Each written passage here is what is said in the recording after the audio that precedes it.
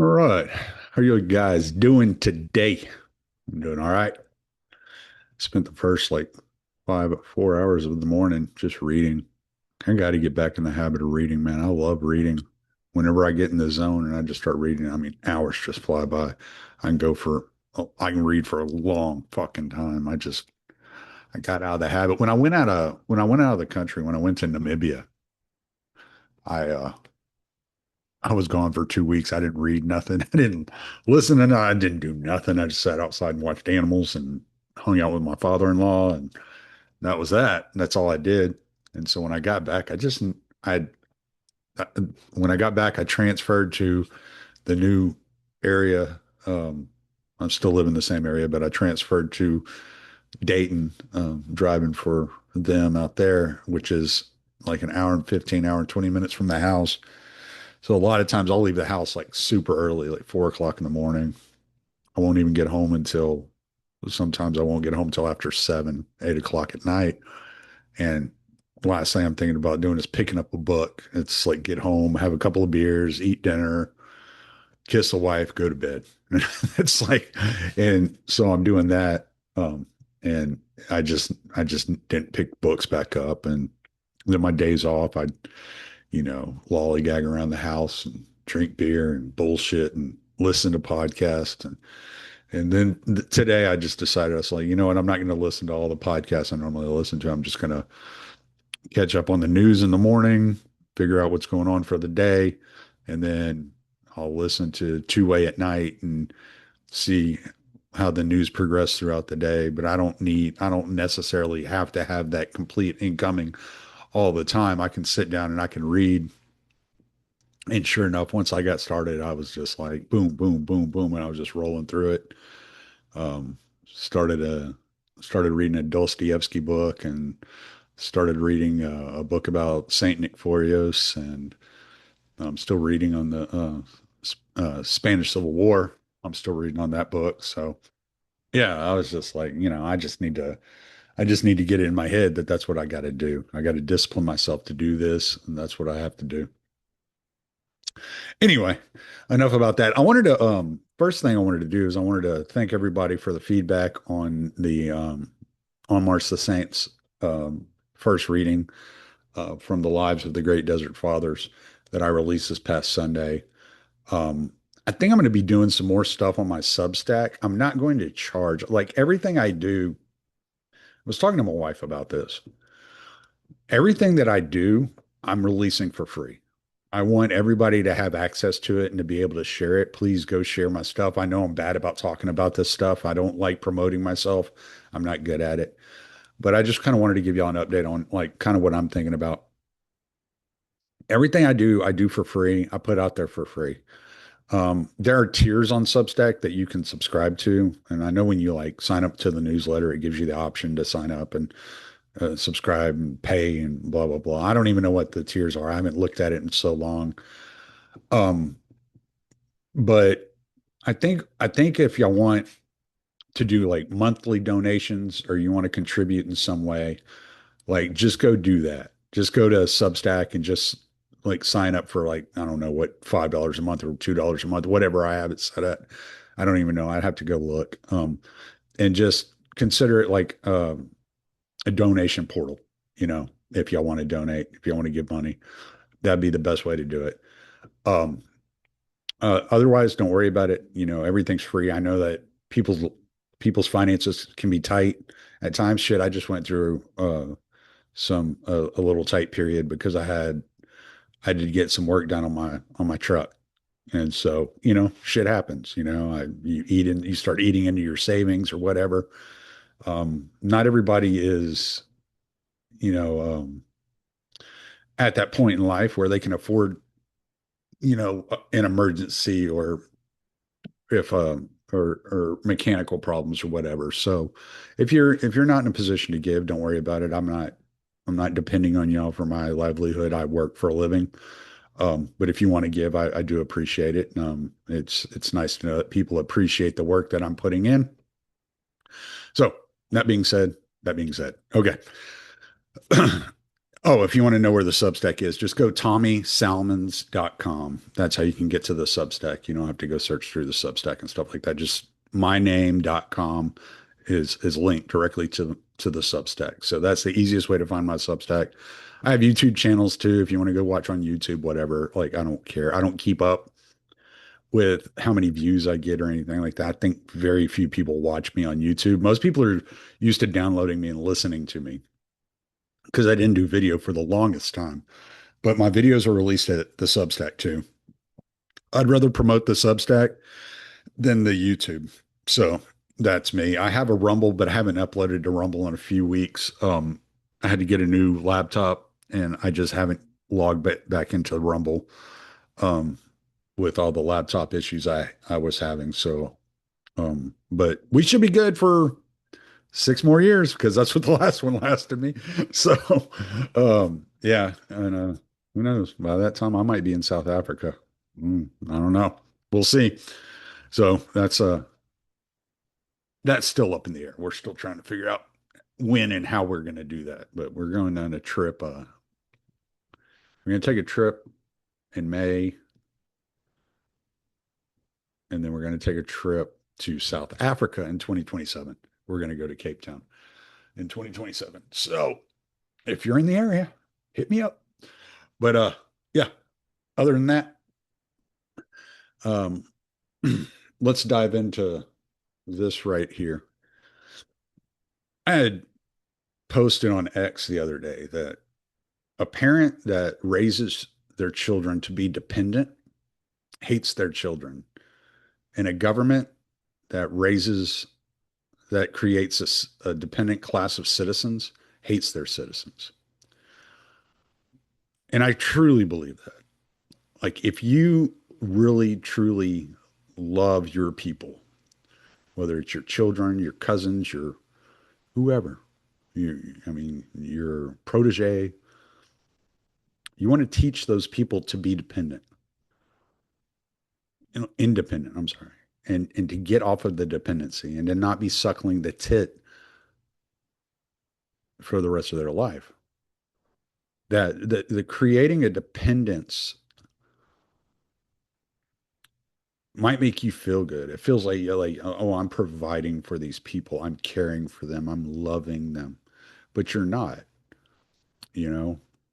Give a man a fish, feed him for a day, teach a man to fish, feed him for the rest of his life. That person has to learn to do that hard work because eventually that dependence is going to get cut off. But if you're a parent, eventually you're going to die and that child isn't going to know what to do when you're gone. If you're the state, you're going to go into debt.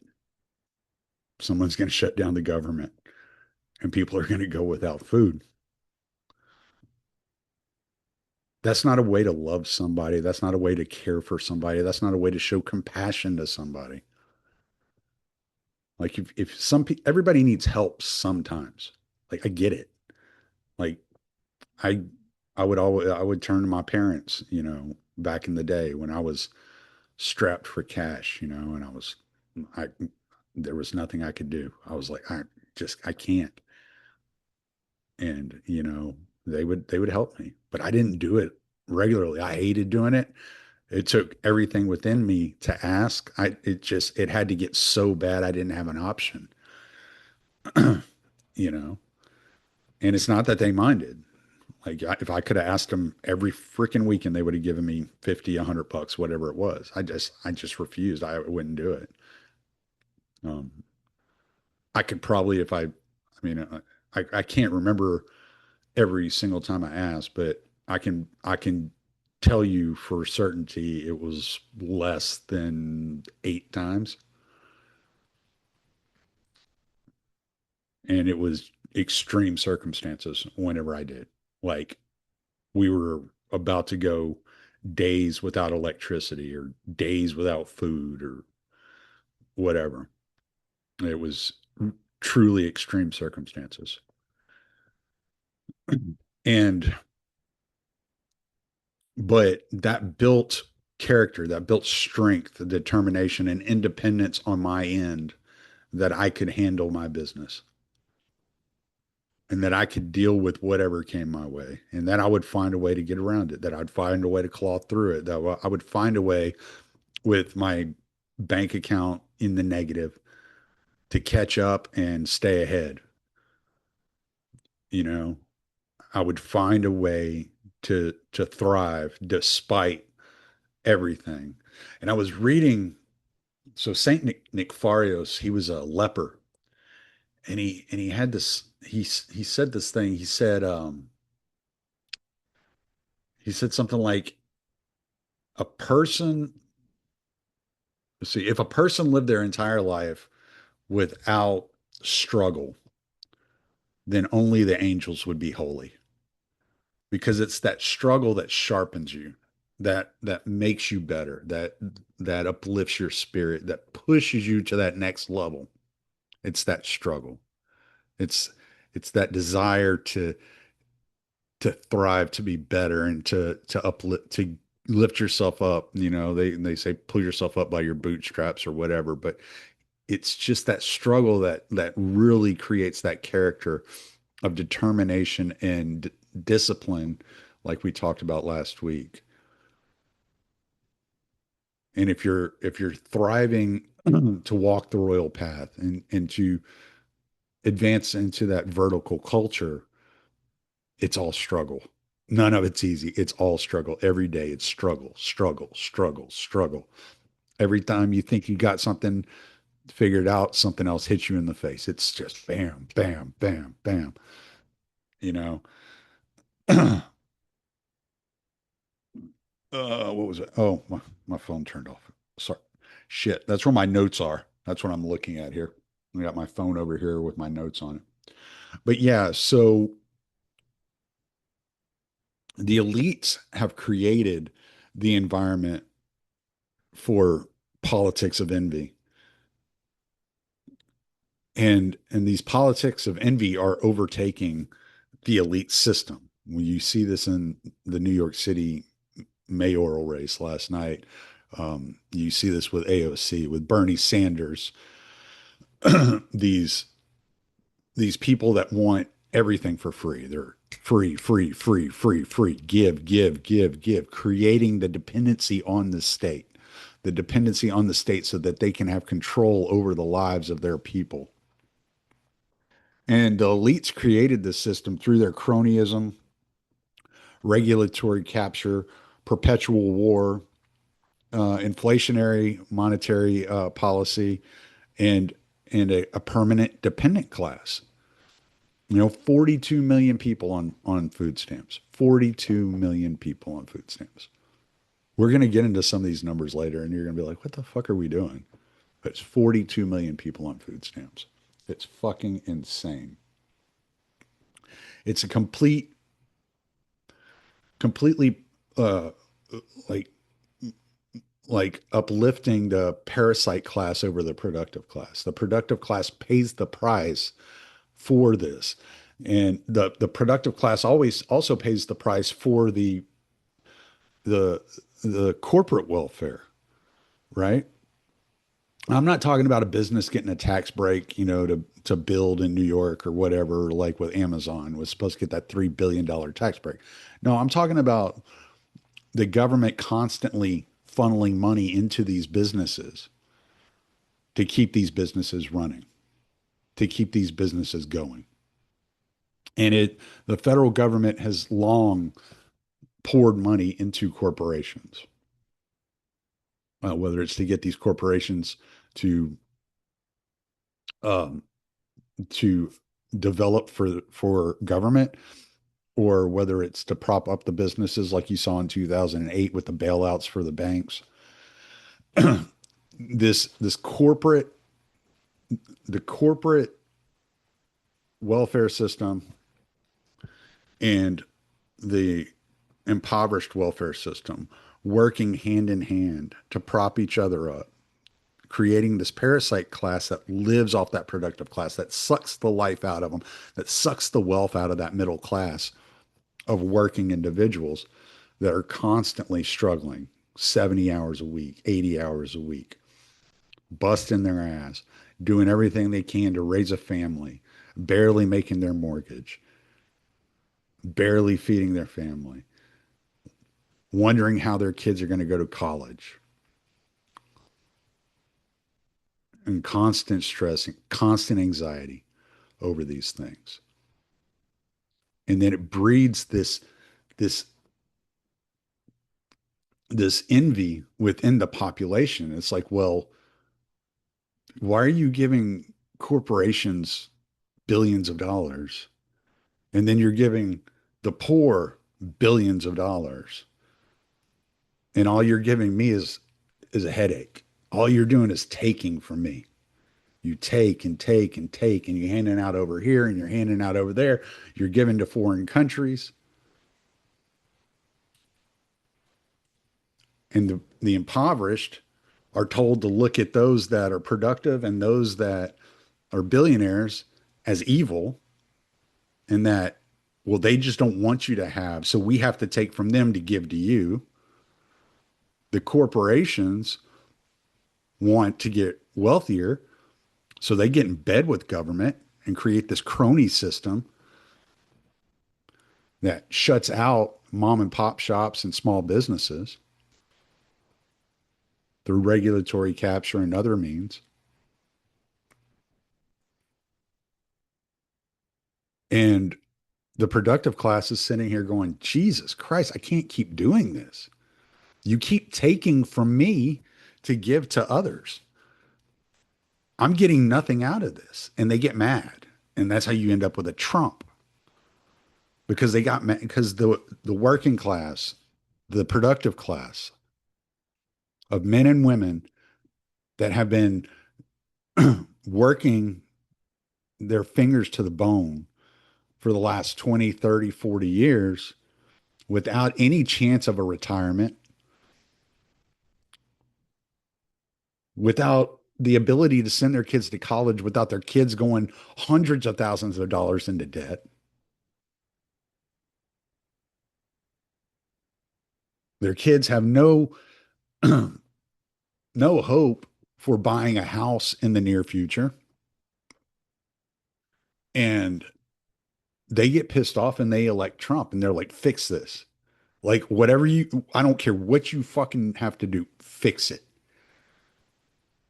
The wages have been stagnant since the 70s. The money has been, the inflationary monetary policies have decimated the dollar, eaten away well over 95% of its spending power. Jobs that used to feed a family of four can barely, keep one person afloat anymore. And they're just like, fix it. I don't know what the fuck happened, but fix it. I don't know. I don't care what you have to do. Fucking fix it. Break everything, tear it to pieces, get the rot out of there, and fucking fix it. And that's what you're seeing with these people that don't want to demonize Trump. They don't want to go after Trump because they're like, I put him in here to tear shit up. I don't know what he's going to tear up. And I've heard people say it constantly. Like when I had Batya on, I was talking to her about like a lot of us that are middle class, like we don't mind the struggle. We don't care. Like if we have to struggle a little while longer to ensure that our children have a better future, we'll struggle. We've already been struggling. It doesn't matter to us. If I struggle a little bit more, I struggle a little bit more, but we've already been struggling. I've already been giving up going to the doctor. I've already been giving up going to the dentist. I've already given up a lot. It doesn't matter if it's another 10 years of it. I don't care. If it promises my children a better future, that's all that matters. Well, Batya had told me, she's like, I'm going to say it. I'm going to quote you everywhere. And she did. I heard her saying it all over the place. And, and now I hear people regurgitating her saying it. And I'm like, shit, she got that shit from me, which is pretty cool because it's like on large platforms. I mean, they're out there saying, like, yes, if it benefits my children, I'll struggle. I don't care. It doesn't bother me whatsoever if I have to struggle a little bit so that my children's future and their children's future is more comfortable and better. Like, I don't fucking care. It doesn't matter. you know? And so, but so that's why like they create the elites created this monster, and the working class people just got fed up. They got tired, and they were just like, "Yo, put Trump in there."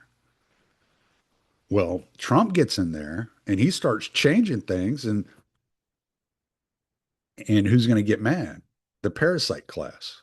The parasite class gets pissed off. And this is why you see all the shit that the Democrats are pulling. It's because their donors, their electorate are getting pissed off because Trump is saying, no, this government, like this system is not created to further enrich you and to feed you. While these people that are doing all the work are getting fucked. Like, we're not going to play that game. Like, no, this is bullshit. We're not doing that shit no more. Y'all are billionaires. Y'all have to figure shit out on your own. You over here are going to have to figure some stuff out on your own. We're not going to starve you, but we're definitely not going to perpetuate your lifestyle and continue to victimize the working class, the productive class of society. And so then you get Mamdani, because the people that are addicted to these entitlement programs are like, they're taking our shit away. Why are they taking our shit away? And so they elect a fucking communist, a socialist, or whatever you want to call him. He calls himself a socialist. So, like, we can go with socialist. I'm fine with that. I don't give a shit. He didn't shoot his way into power. He went through the democratic process. So, yeah, socialist is fine with me, you know? And then on top of that, you have the collision of the birthright and the foreign entitlements, right? So you have kind of the MAGA style Republican, um, people like me who aren't, I'm not MAGA, I wouldn't say, but I'm definitely more right wing and against the the foreign policy, the structural elites that have been running DC, for the last fucking 100 years. And I'm definitely against that progressive foreign policy of spreading democracy all over the world at the point of a gun. Like, that's definitely not my politics. I'm definitely against that. And so you get this idea that it's America is our birthright. We were born into this nation that our grandfathers built, our great grandfathers built, our great great great grandfathers built. Many, many of them died fighting and building this country so that their future generations could have a better life, a more comfortable life. And we see the money being poured into foreign countries and into illegal immigrants and into refugees and asylees that's being directly taken from us. And we're like, well, what about my birthright? What was this all about? Why did so many men in my family sacrifice? What was it for? It wasn't to leave me impoverished. It wasn't so that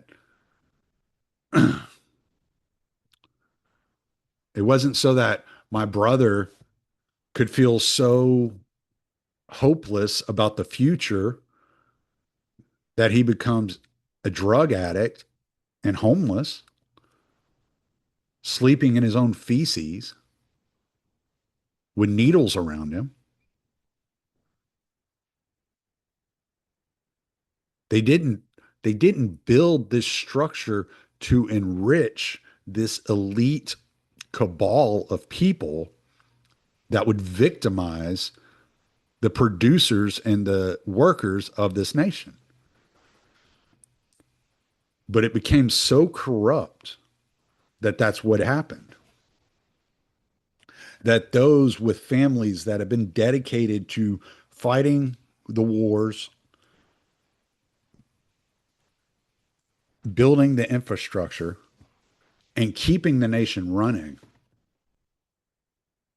that their offspring are the victims of the parasites that suck the host dry.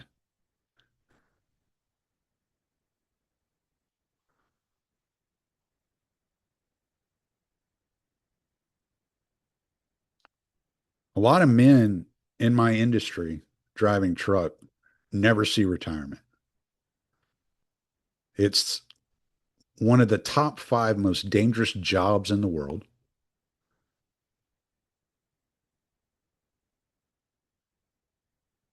And if you don't die on the job, you probably die in your sleeper alone, whether you're overweight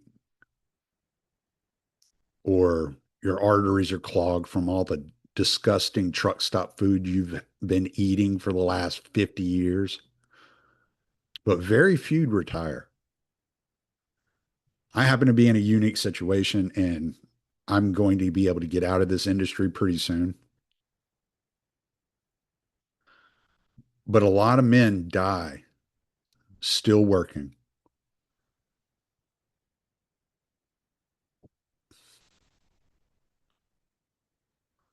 And not to say I won't be working. I'll find something to do. I'll still be podcasting or writing, or I'll be doing something. I'm going to have something to do. But a lot of men die in jobs that they despise. They don't want to do anymore. They're too hard on their bodies. They're too hard on their minds.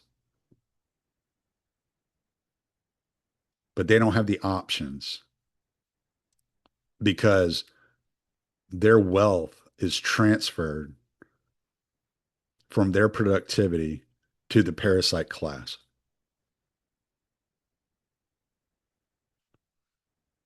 And they're tired of it. They're sick and tired of it.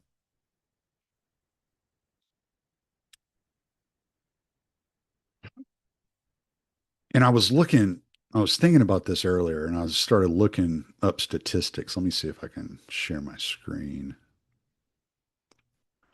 Let's see. Let's see. Content only. Yeah. Don't need sound. What is this? Screen and system audio recording. Oh my goodness.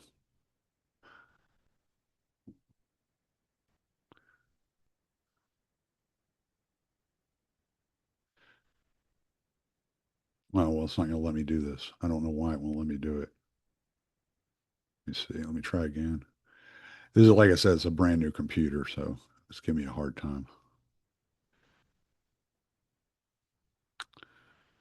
Okay. All right. There we go, I think. Yeah. Okay. Hopefully y'all can see that. It says I'm sharing, so we're good. All right. So when you think about this, it's not only the foreign policy of America where the money is getting transferred overseas.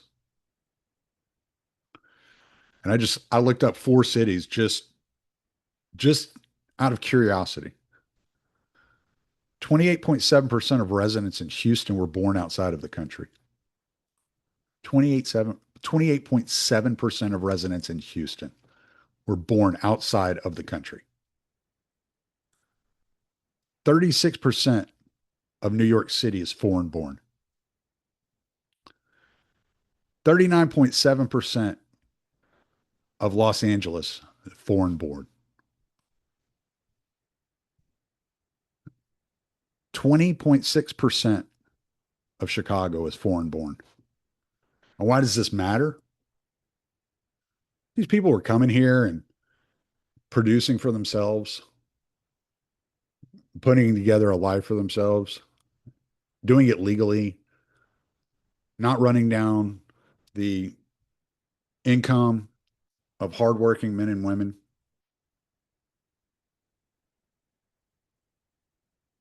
not putting a strain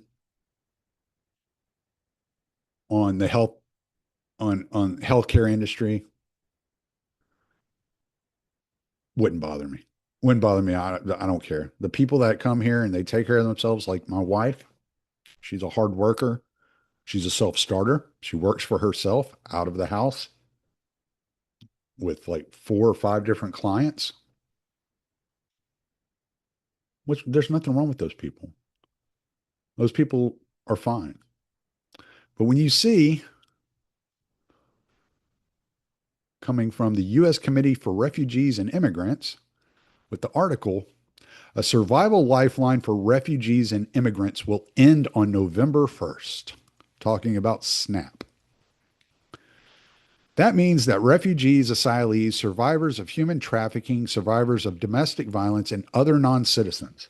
So the only people that have been human trafficked or survived domestic violence are non citizens.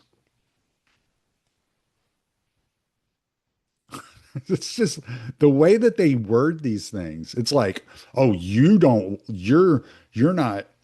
you're against people that have been trafficked, or you're against people that have survived domestic violence.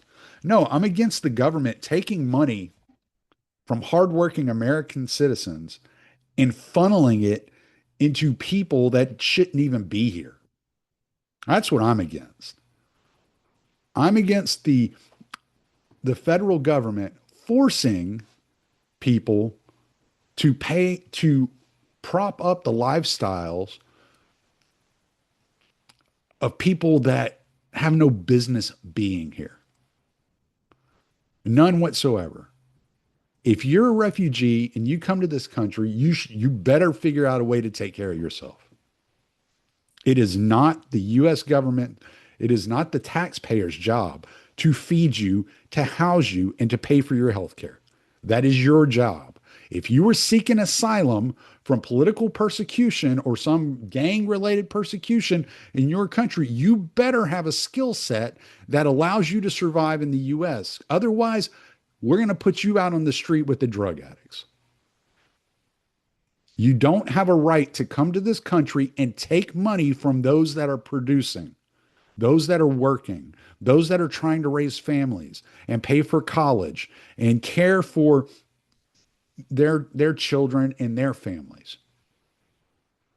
You don't have that right. You are not entitled to their money.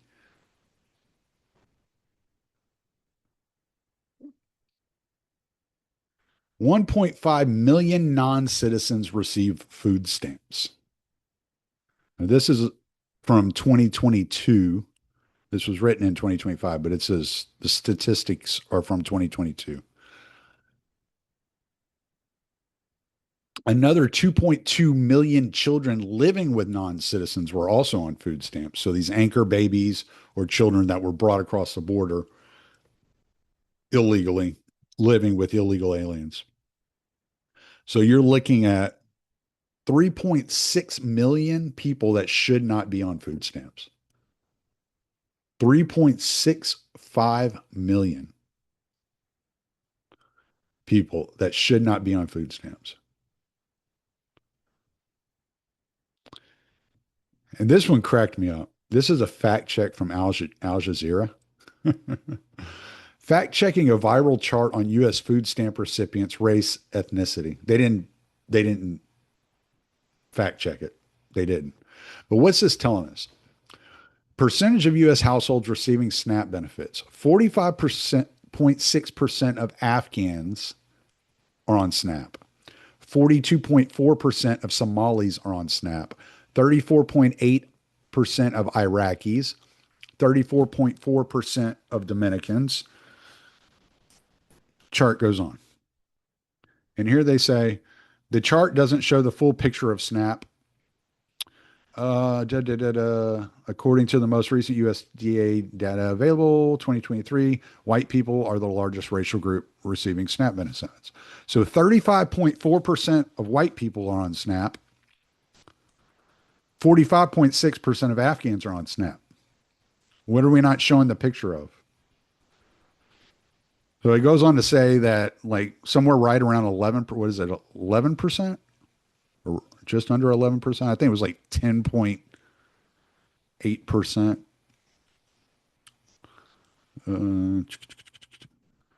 It's like somewhere right around 11% of refugees and asylees and illegals, non-citizens, basically, I think it says. I think it says not. Yeah, right here. The same report found that 89.4% of SNAP recipients were U.S. born citizens, meaning that less than 11% of SNAP participants were foreign born. So 10.6% of SNAP recipients are foreign born. So that's 10.6% of my income I should be getting back, right? That's 10.6% of my income you are not entitled to take from me. That's what it means. It doesn't mean like anything other than 35.4% of SNAP recipients are white, 45 points of SNAP recipients are white, but 45.6% of the Afghan culture or Afghan refugees or immigrants in the United States are on SNAP. Almost half. Almost half of the Afghans that come into the United States to live are on food stamps. That's what we're saying. If you take the 35.4%, right, of 42 million, that's not half of the white population in the United States. That's way less. So it like they convolute these arguments and they're like, well, just because 45.6% of Afghans are on food stamps doesn't mean food stamps are being abused. Well, yeah, 10.6% of food stamps goes to non-citizens. That's ridiculous. It's insane. And I've been saying that forever because you always hear these people say, well, they don't give illegal immigrants food stamps. They don't give immigrants welfare benefits. Blah, blah. And I'm like, yes, they do. The first thing they asked my wife when we walked in, when she was applying for a green card, she hadn't even been approved for a green card. The first thing they asked her was, do you need any assistance?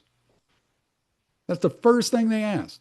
They didn't ask her her name, where she was from, if she was affiliated with a terrorist organization. None of that shit came up. Do you need money? Do you need anything from the taxpayers? Should the taxpayers build you a house? Should the taxpayers pay for your food? Should the taxpayers pay for your Medicaid? Oh, that was another thing. I forgot about that. Let's go back to share. I got to find that. I got that article. This box here. Fact checking. Well, maybe I didn't pull it up. Thought I did. Let me see.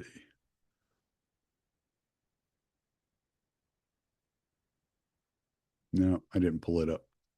Okay, well, I can just tell you. I don't have to. That's not. It's not necessary. Anyway, what it was so the big beautiful bill. One of the things that was put into the big beautiful bill that was going into effect this year was they were taking they were taking away Medicaid from refugees and asylees. They were also taking away SNAP from refugees and asylees. The problem was it wasn't going to cover all refugees and asylees. It was only going to be a certain percentage of them that were actually going to be taken off of SNAP and Medicaid. So there is a theory, and it could very well be true. There's a theory that part of the reason that Trump has allowed the shutdown to go the way it has into the end of SNAP before he started calling to end the filibuster was to get the rest of the refugees and asylees off of the benefits program. I don't know if it's true. Could be, could not be. Is he playing 4D chess or is he twiddling his thumbs? Does he know what he's doing? Does he not know what he's doing? That's up to you. Make your own judgment call on that. But it's just a very interesting thing that The way they had written the big beautiful bill, thinking that it was going to pull all refugees and asylees off of Medicaid and SNAP, actually left like something like 6.6% of them still covered.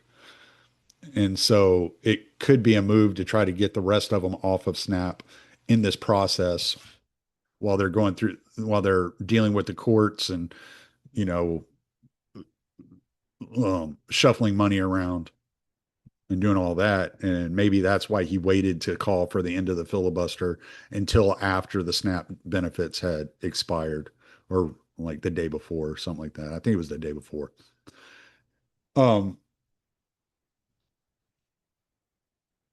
One of the things I found interesting was I was listening to Two Way last night while the election results were coming in, and a couple of New Yorkers that were blue collar guys called in. Were like, "This is fucking bullshit.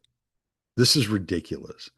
Like the the upper middle class and the wealthy, entitled, rich white kids and all the immigrants have just voted in the socialist who's going to make life a living hell for the rest of us.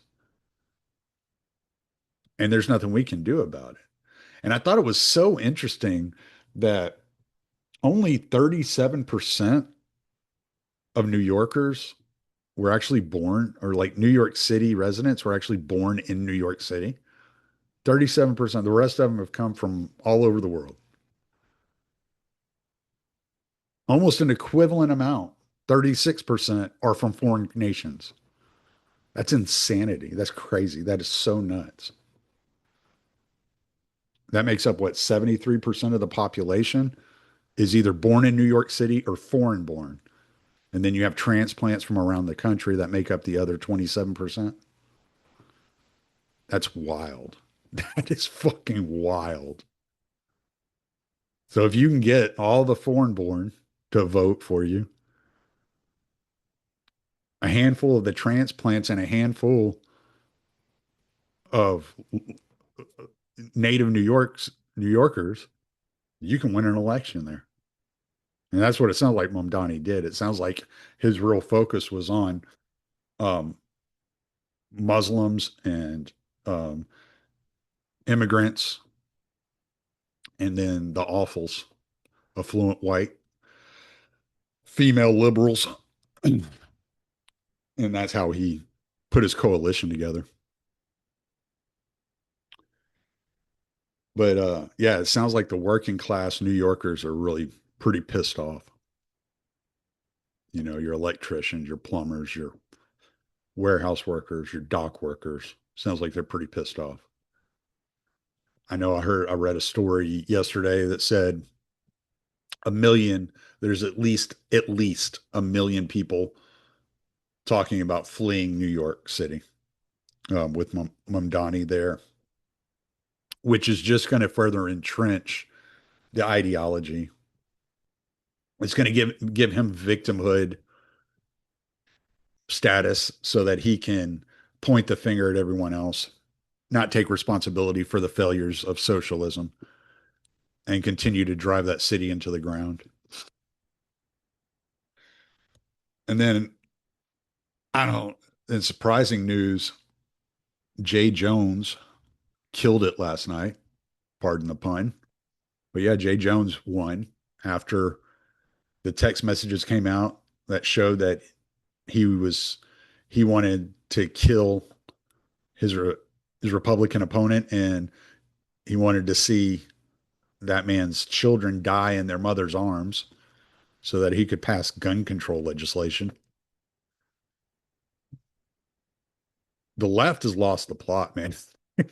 They have turned to full violence, whether it's assassination attempts or assassinations, um, like sitting outside of churches with bombs, um, firebombing Shapiro's house. Like, they've gone crazy. The left has gone absolutely insane. It's so embedded into their psyche that political violence is okay, that they are openly electing someone who fantasizes about killing his political enemies as the attorney general.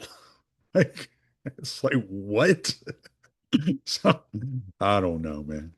And I know a lot of the people that voted in the Virginia race are former USAID employees that are pissed off that they lost their jobs and that USAID got shut down. But get a real job. Go fuck yourself. Who cares? Go build a house. Learn a skill. Quit depending on the taxpayers to pay your way. So let's talk a little bit about South America. I don't even know how long I've been recording. I haven't been paying attention. What didn't pay attention when I came in here. I didn't know what time it is. So I'll make it short though. It looks like Trump's position here in South America and what he's trying to do in South America is to reinstate the Monroe Doctrine. So if you've ever, I mean, I'm sure all of y'all have listened to Scott Horton talk about like the Ukraine Russia war, right? And the US and and NATO's constant pushing on Russian boundaries and moving eastward with NATO expansion, how that provoked Russia to attack Ukraine. Well, you can kind of look at South America the same way. And you don't have to agree with what Trump's doing. I'm not saying that. I don't like the trust me bro foreign policy of bombing these quote unquote drug boats. We have no idea what's going on there. Um, apparently he's had briefings with Congress, but that doesn't give any of us any sort of idea of what he's actually doing, why he's actually doing it, if they really are running fentanyl or other drugs. Um, I was watching the beginning of the year. There's a there's a show that comes on News Nation that's like it's about the border. I can't remember the lady's name, but she does a show on the border and the the reinforcement of the border, the actions taken, the police actions taken on the border, and a lot of those shows that she did were covering like the Coast Guard intercepting ships running drugs and the amount of cocaine and fentanyl that they had intercepted in the first like 3 months of the Trump administration was incredible. I think it was like equivalent to the amount that the FBI and the Coast Guard had intercepted last year, like total. So they had were really increased their presence and their police actions in intercepting these boats running drugs into the United States. Um, Shortly after that, I think it was like April, they started bombing these boats. It's uncomfortable. I'm not comfortable with it. I don't like it. I wish there was more information coming out. Like we don't we don't know who they're actually bombing. We just know who they're telling us they're bombing. And we've been lied to so much about foreign policy and these actions, these military actions that are taken just to further enrich the military industrial complex and funnel money into Northrop Grumman, Boeing, et cetera, et cetera, et cetera, that it's hard to trust them when they say, well, this is what we're doing, this is why we're doing it. Not to say that the combination of the terror war and the war on drugs would be any more successful than either one of them were individually. Like, I don't know if that's the, doesn't sound like a match made in heaven. Let's just put it that way.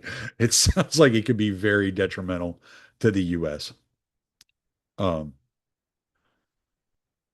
on, but there's like Bannon, Glenn Beck, people that talk to the president and the administration regularly are saying it's not about the drugs. It's about putting pressure on the Venezuelan government and Maduro to back away from China. That China has such a stronghold in South America that the Trump administration has made it a priority. And this is why they were so focused on the Panama Canal early on in the administration, was to deplete China's stronghold of the shipping lanes. This also is supposedly this is why there was the $20 billion currency exchange in Argentina. A lot of people want to say it was just giving Argentina $20 billion, but that's not what it was. It was a currency exchange, which is regularly done with allies all around the world. It's typically handled through the Federal Reserve, but this particular currency exchange was in the name of foreign policy, and it was handled by Scott Bessent in the Treasury. And it's because when you exchange currency with a smaller or poorer nation, what you're doing is you're backing their currency. You're giving their currency value backed by your currency, basically, is what you're doing. And China had been engaged in currency exchanges with Argentina over the last like decade. And so Trump made a deal with Malay that, hey, if you stop backing the Argentinian peso with the yen or yuan or whatever it is, I think it's the yen, then we'll back the peso with the dollar. But get out of business with China, and then you can get into bed with us. You can go into business with us and we'll back your peso. So that sounds like that's what that was all about. And that's why there's this deal with Argentinian beef going on. And it's causing some issues with the ranchers here in the US, but because of the local regulations and the USDA regulations on ranching and beef in the US, it's actually cheaper for the consumer to buy Argentinian beef than it is to buy USDA beef, American raised beef. So now you look at, okay, so making America great again, if you're putting America first, is it the American consumer? Is it the American uh, business owner, et cetera, et cetera, et cetera? I mean, those are debates to be had and to work out. But it sounds to me like a lot of the moves that we're seeing down in South America, whether it's Panama, Venezuela, Argentina, Brazil, is in order to disrupt China and their stronghold there so that they don't pull a move like NATO pulled in Europe. That's kind of what I'm gathering from listening to Steve Bannon talk about these things on a regular basis. You can agree, you can disagree. It's an explanation, it's not a defense.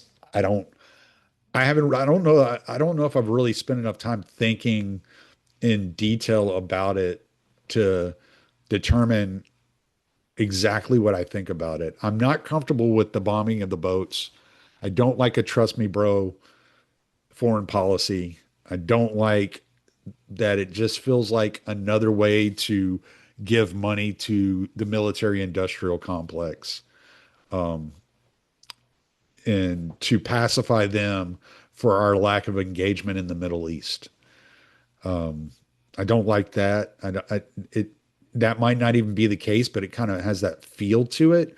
But on the other hand, the Trump administration and Pete Hegseth are working with they're working with small um, American businesses on technology development for the military, and so it seems like they're trying to break the bonds of these large international corporations that have kind of tied themselves into military contracting and into the military industrial complex and been manufacturers of our weapons and our planes and our technology for so many years.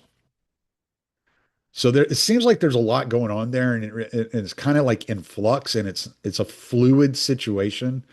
And so getting overly concerned about the relationship with Venezuela, the relationship with, Boeing and Northrop Grumman and, you know, Raytheon, it's there seems to be some movement, and that it's an untold it's the story's not written yet. It's we haven't come to the end of the road on what's happening there, because I know there's some different technology that's been being worked on by smaller companies and organizations. There are some contracts being handed out that are going to like Chevy to develop some things, and um, kind of getting away from the Stewart and Stevenson model. So there's a lot of different things happening, and it's kind of hard to comment on because it is such a fluid and ongoing story that I'm not really certain which direction it's headed. And that's part of what makes Trump so much fun to watch, yet so frustrating to watch all at the same time, because you're watching him and you're like, okay, you're doing that just to piss some people off, and that's pretty fucking funny. And then he starts doing things, and you're like, why the fuck is he doing that? Oh my God, is he going to get us all killed? So, yeah, there's this like it's really hard to kind of watch the day-to-day interactions that Trump's having. And I think that once the Trump administration's over and we get through like one more administration, like another 4 years beyond this second Trump term, and once we get about 4 to 8 years beyond, we're going to look back and we're going to see all the things that he was doing start coming out and coming to fruition and be revealed to us, because the media that with access to the White House and with access to Donald Trump, they do such a terrible job of covering what's going on.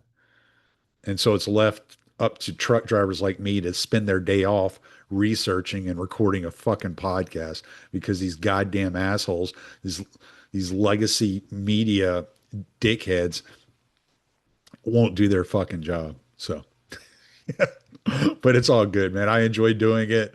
I love talking about this stuff. I love having the conversations I have. We'll be having some more conversations coming up soon. Like I said, keep an eye on my Substack, TommySalmons.com, for new up and upcoming things that I plan on working on.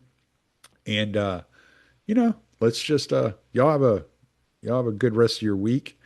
And I'm gonna go ahead and release this on Wednesday, since y'all got one coming out. Y'all got my On March the Saints coming out on Sunday. So I hope y'all are enjoying that. I hope y'all enjoyed this. We'll talk to you later.